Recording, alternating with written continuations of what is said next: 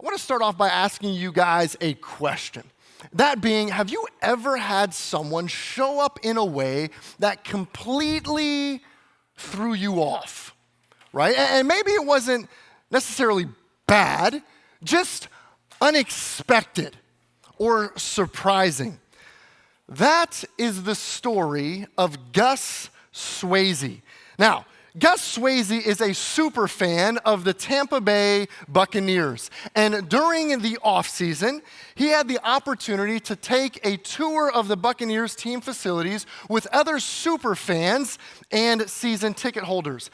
However, there was something about Gus Swayze that only a handful of other people knew. See, Gus Swayze was actually Heisman Trophy winner and starting quarterback of the Tampa Bay Buccaneers, Baker Mayfield. There's a screen on the picture on the screen behind me where you can see the physical transformation that Baker had to go under to become Gus Swayze. Now, in addition to shaving his beard, wearing a wig, getting a new nose, and wearing Crocs in sports mode, Baker Mayfield did well to play the part of an eccentric Buccaneers fan with some redneck flair and a knee injury from his own football playing glory days. And he was such a good actor during this tour that no one recognized Gus Swayze as Baker Mayfield. Not even the paid staff of the Buccaneers who were leading the tour, or even his own teammates. Now, near the end of the tour, the fans got to play catch with some of the rookies on the team. To say the least, wide receiver Jalen McMillan was a little surprised when Gus Swayze adjusted his knee brace and then rifled a pass to Jalen McMillan that he had to catch with kind of jolted backwards. And Jalen at one point in the video says, "This guy is throwing 90-mile-an-hour fastballs at my neck." It's like, who is this guy?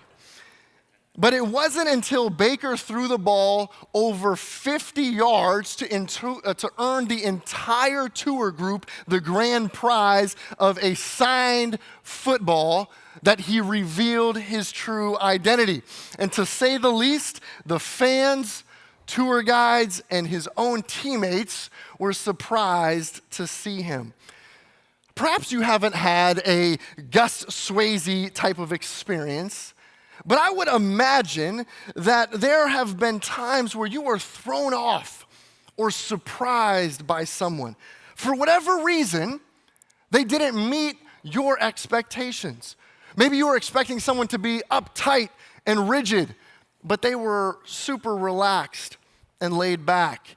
Or perhaps you judged the book by its cover and you were expecting someone to be a little athletically challenged, but they ended up being one of the better players on the team. Or a professor that you assumed would be boring comes rolling in day one to class on a skateboard. See, in these instances, they didn't look like what you were expecting. They didn't act like how you were expecting them to act, but they were exactly who you needed them to be. And that was the case with Gus. Baker Mayfield didn't look the way they were expecting him to look. He wasn't acting the way he would have normally acted, but Gus Swayze was the only person capable of winning them the grand prize. There's something interesting about expectations, isn't there? They hold so much power in our lives. They shape how we see things. They form the perspectives that we have.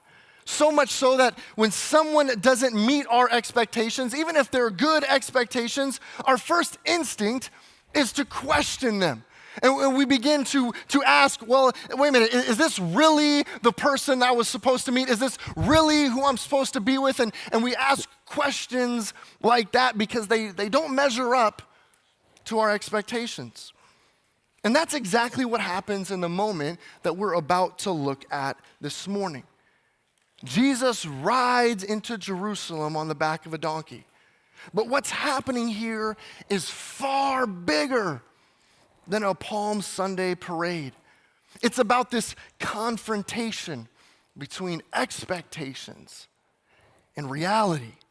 And frankly, that tension still hits home for us today. So let me paint the scene for you and explain the tension of the moment. You see, here it's the week of Passover, the biggest festival of the year in Jerusalem. And this wasn't just family and friends getting together for a barbecue. No, this is the Super Bowl of festivals. It's the defining event of the year for the Jewish people.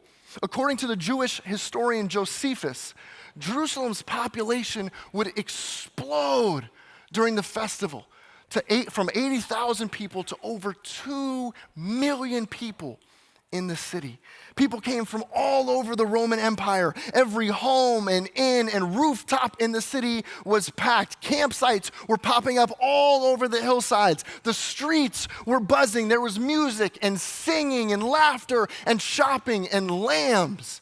Lots and lots of lambs. According to Josephus, there would be about 250,000 lambs in the city during this period of time for all the sacrifices that would be made. The temple courts weren't quiet and solemn. They were packed and noisy and chaotic. There would have been thousands of priests in the city and countless sacrifices made. The smell of blood and fire and incense were in the air. And it's during this period of time that the people were remembering and celebrating their deliverance from Egyptian rule. However, they weren't just remembering the deliverance that took place centuries and centuries ago. They were aching for deliverance once again. They wanted to experience deliverance once more. You see, beneath all the excitement, there was this quiet, pulsing tension, this longing. And why is that? Because while the Passover celebrated freedom from Egypt and Pharaoh, the cruel reality was that the Jews celebrating Passover weren't free themselves. They were under the iron grip of Roman rule. Rome taxed their every move. They controlled them, even abused them. Soldiers patrolled nearly every street in the city. It's awfully hard to celebrate deliverance when you feel like a prisoner in your own homeland. And so under Roman occupation, Passover became deeply political. Every year during Passover, the hope in people's hearts whispered louder, maybe this is the year the Messiah will finally come. And to add fuel to their thinking, there was this rumor going around that a rabbi from the north would be in town. And not just any rabbi, it's Jesus. And Jesus has made quite a name for himself over the last 3 years that he was doing earthly ministry in this particular region.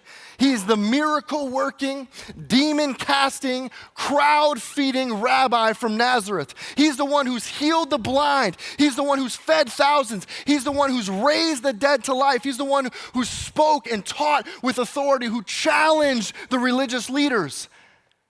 And it's all of this that's causing people to think, could this be our God?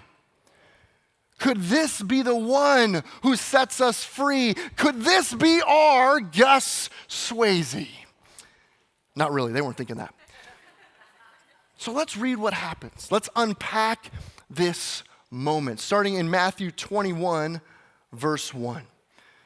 Jesus and the disciples approached Jerusalem. They came to the town of Bethpage on the Mount of Olives. Jesus sent 2 of them on ahead. Go into the village over there, he said. As soon as you enter it, you will see a donkey tied there with its colt beside it. Untie them and bring them to me. Jump down to verse 4. This took place to fulfill the prophecy that said, tell the people of Jerusalem, look, your king is coming to you. He is humble, riding on a donkey's colt. And then jump down to verse 8. Most of the crowd spread out their garments on the road ahead of him. Others cut branches from the trees and spread them on the road.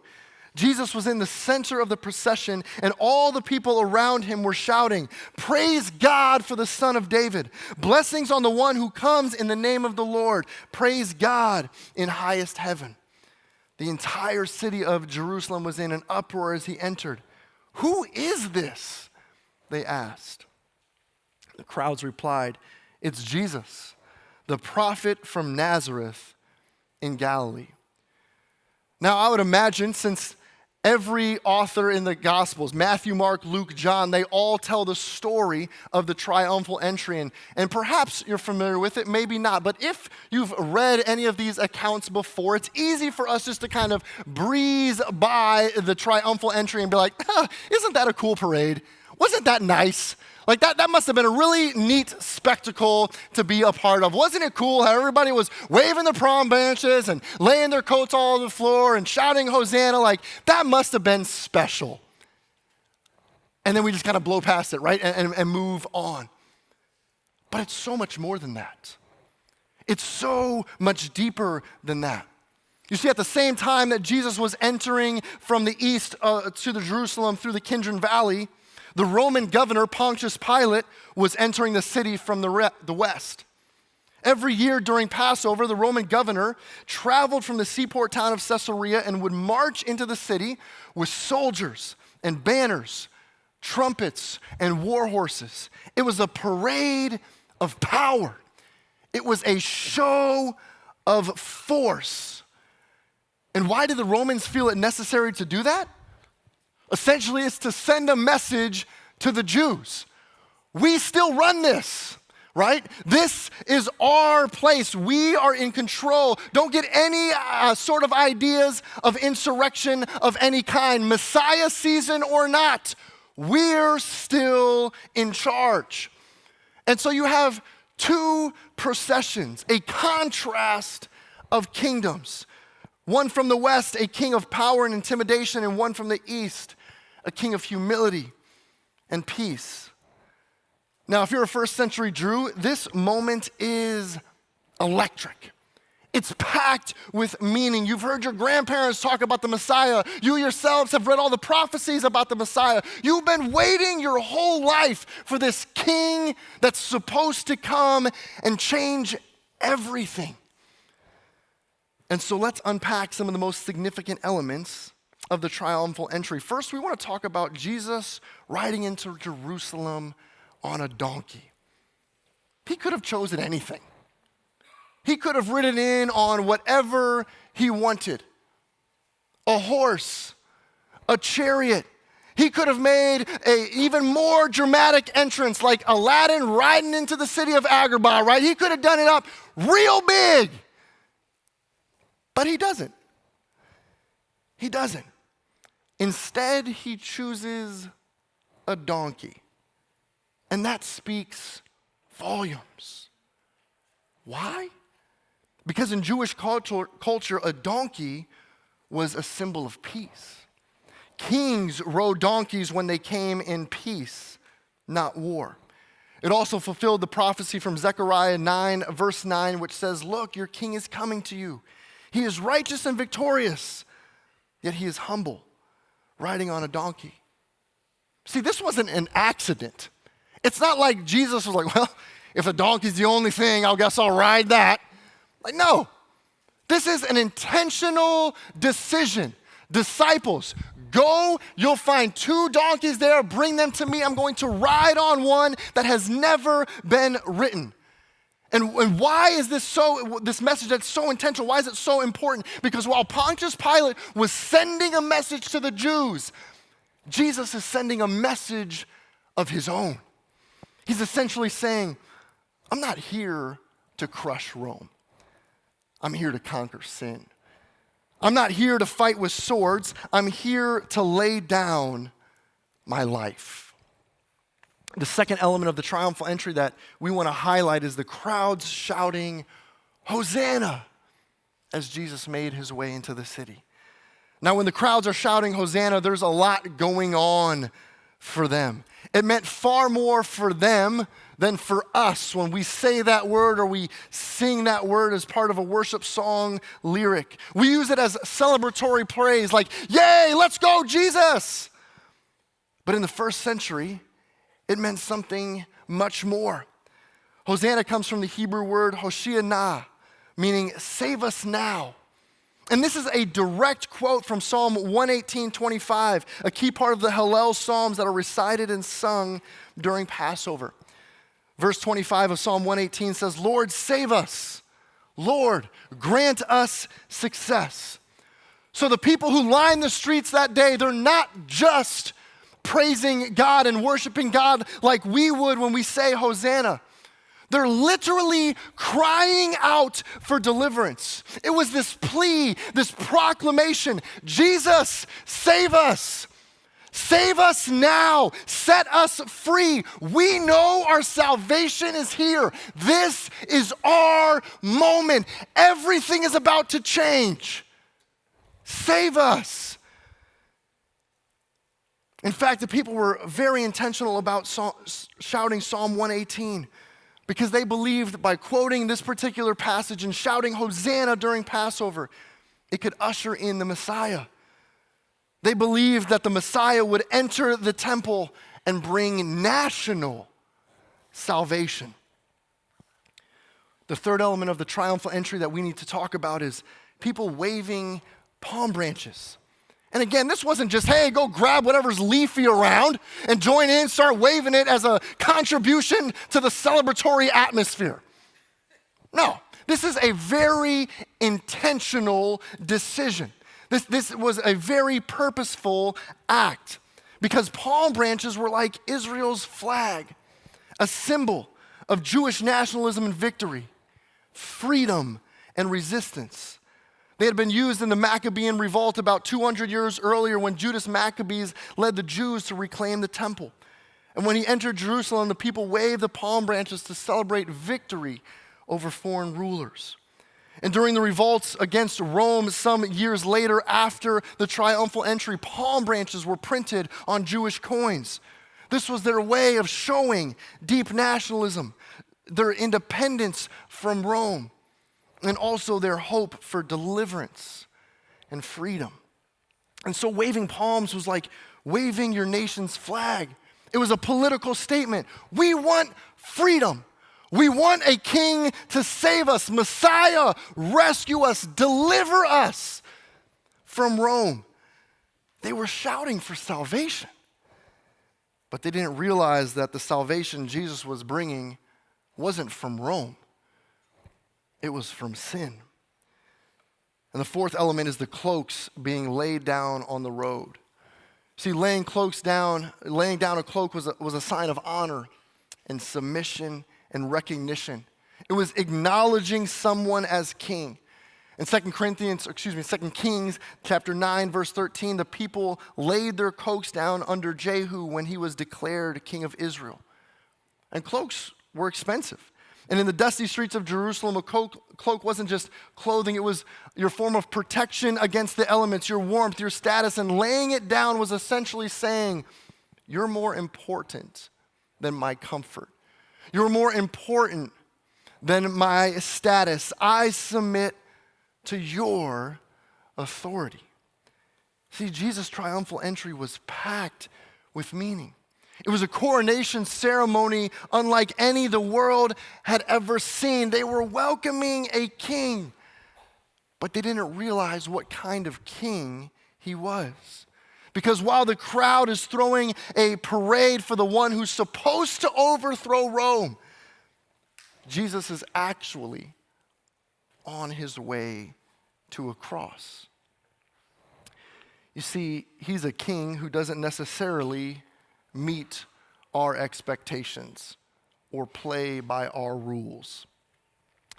And now here's where it gets a little real for us. Here's where we can begin to feel the tension, because this is not what kings are supposed to do. Kings ride stallions. Kings come in strength. Kings come to make their power and their authority felt by all. But not Jesus. Not Jesus. Jesus rides in on a donkey. And that one decision, the choice to ride a donkey, it says more than 1,000 miracles ever could. Essentially, Jesus is saying, I'm not the king you expected. but I'm the king you need. You see, in Jesus' day, a donkey wasn't a sign of weakness. And like we had said earlier, it was a symbol of peace.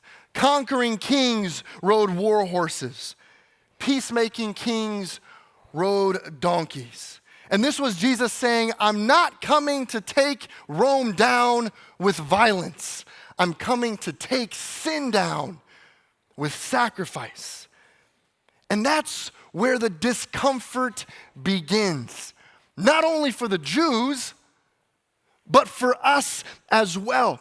Because if we're honest with ourselves, we can recognize that we're not so different from the crowds that line the streets on that Palm Sunday, from the crowds who shouted Hosanna and who waved the palm branches and who took off their cloaks and laid them before Jesus. We are the same. Because just like the crowd, we've got expectations of Jesus. We have our own expectations of Jesus, who he is, what he's supposed to do. We want him to bless our plans, fix our finances, make our lives more comfortable, prevent anything bad from happening to us.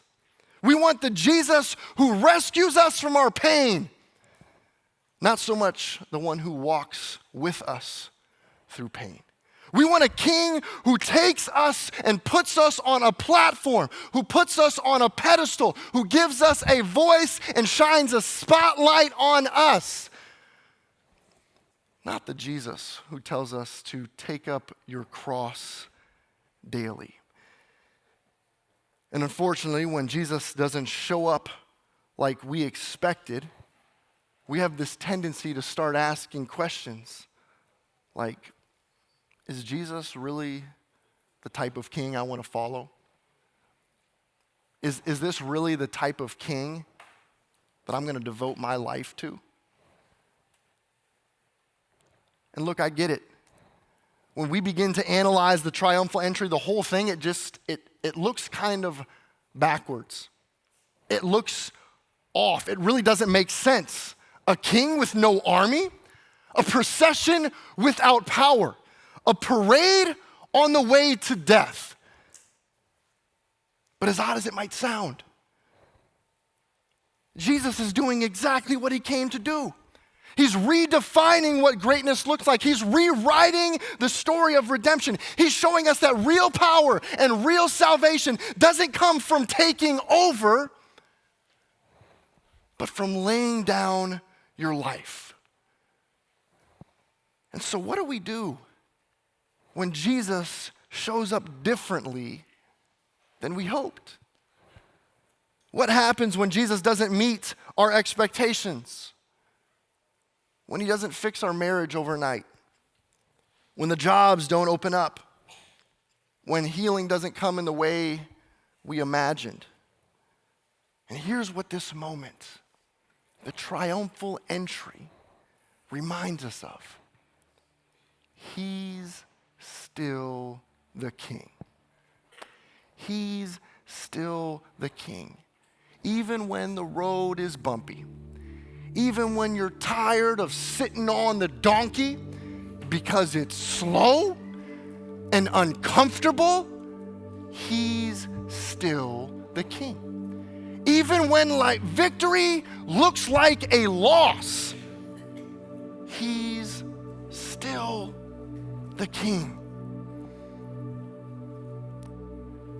And maybe, just maybe, he's trying to save you not in power, but in peace, doing something different than you were expecting. As Jesus rides into Jerusalem, the people cry out, "Hosanna!" And they expected Jesus to go straight to the palace, overthrow Rome, take the throne. But instead, Jesus heads to the temple. He starts flipping tables, confronting corruption, weeping over the brokenness of the people in the city.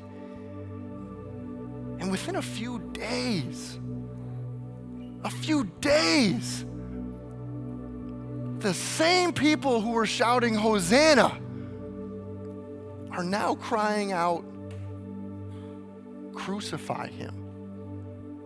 Crucify him. What happened? It's less than a week. What happened? It's pretty simple. Jesus didn't meet their expectations. That wasn't the king they were hoping for. It's not the king they were looking for. It's not the king they thought they needed. But even when Jesus doesn't meet our expectations, man, we can know that he will always fulfill his purposes. And so there's two questions that we need to wrestle with. First is, what kind of king are you looking for? What kind of king are you looking for? Are you looking for a Jesus who fits into your life plan? Or a king who invites you into his? And will you still follow Jesus when his path leads to a cross and not a crown? Will you still follow Jesus when he doesn't give you what you want? And look, I know we all love the Jesus who heals and blesses us, but will we follow the Jesus who calls us to carry our cross daily? Jesus didn't come to fit in a box. He certainly didn't fit in the box that the Jews made for him, one that was built around political victory. And I don't know what box you're trying to put Jesus in yourself, but he came to blow that up and build something better. See, Jesus didn't come to upgrade your life. He came to save your soul. And sometimes rescue looks like riding on a donkey. And so maybe today is your donkey moment. Maybe it's time to stop waiting for Jesus to come riding in on a horse, wielding a sword. And maybe it's time instead to say, Jesus, I trust you. Even when I don't get it, even when this doesn't make sense, even when it's not what I expected, you're still the king. And I'm following you. And that could be your prayer today. Not just for the Jesus who fits into your plan, but for the real Jesus who loves you enough to save you his way, the way you weren't expecting to be saved. Let's pray.